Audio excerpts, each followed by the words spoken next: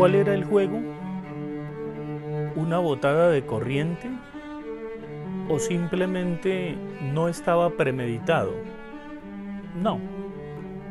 El ministro decía que era inminente, necesaria, fundamental, con su sonrisa podrida. Y resultó que no. Resulta que empiezan a cuestionarse bastantes elementos de la tal reforma tributaria que tal cual se presentó y tal cual la defendió el jefecito de Estado, y hay que decir jefecito porque es en pequeñito, gordito, rechonchón. Pues no. Hasta el mismo Vargas Lleras dijo que no y dio poderosas razones que también otros economistas y líderes han dado para que esa reforma no pase y sobre todo para que no se implemente, porque es totalmente contraproducente. La pregunta que surge es: una reforma que ignora el precio de los huevos y que puso a gravar con IVA los servicios funerarios y que tanto el ministro como el presidente de la República no sabían o decían no saber, ¿es para creer estúpida a la gente o son unos estúpidos los que nos gobiernan? Es evidente que el establecimiento colombiano es capaz hasta de hundir en el Congreso la propia reforma tributaria a pesar de la mermelada, porque empieza a darse cuenta que están perdiendo el poder, que la gente ya no les cree y sobre todo que Álvaro Uribe no va a poner presidente en el 2022.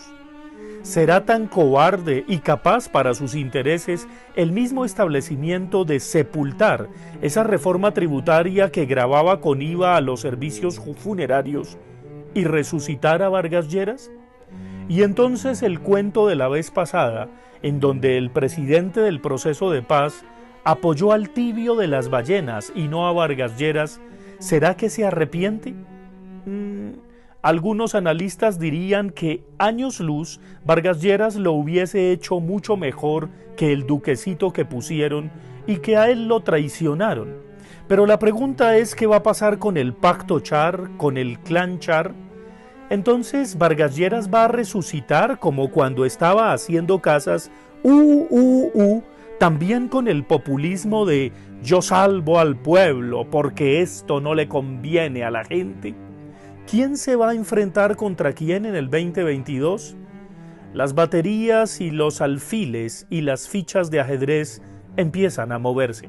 Entretanto, ese mismo establecimiento se ha encargado una vez más, y a través de voces y de personas honestas que uno no se imaginaría que perdieran su lucidez a menos que simplemente pliegan sus intereses al innombrable o al mismo César, no a César el de hay que darle a Dios lo que es de Dios, sino a Gaviria, ese que nos anunciaron que con él iba a haber futuro después del asesinato de Luis Carlos Galán, que dicho sea de paso, los galancitos, porque no dan para más, los hijitos de Luis Carlos Galán dicen que prefieren pactar con la extrema derecha, es decir, con los asesinos de su padre, que con Petro, que con el pacto histórico.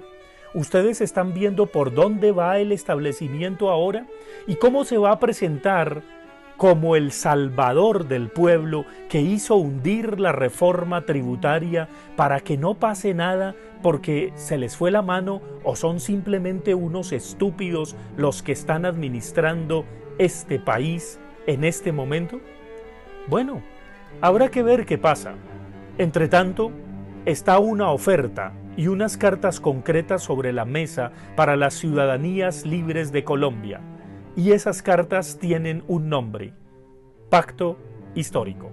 Sí, hay un pacto histórico que cuestiona a la gente. ¿Lo toma o lo deja? No hay de otra.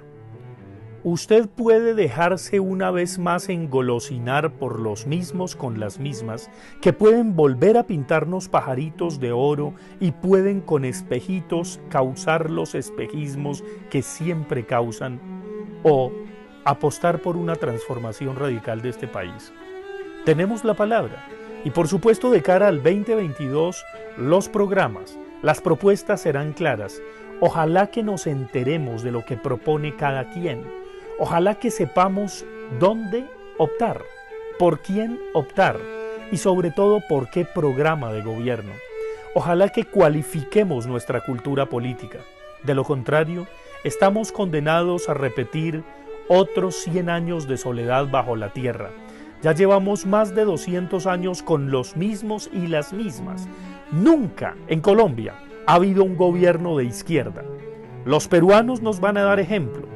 Por supuesto, los bolivianos nos lo han dado, los chilenos, los argentinos, incluso los ecuatorianos, a pesar de lo que ocurrió en las últimas elecciones en ese país. ¿Qué va a pasar con Colombia? ¿Va a seguir ciega, sorda y muda, conforme, reptando al establecimiento y al status quo? Esa es la pregunta. Y entre tanto, hay un pacto histórico.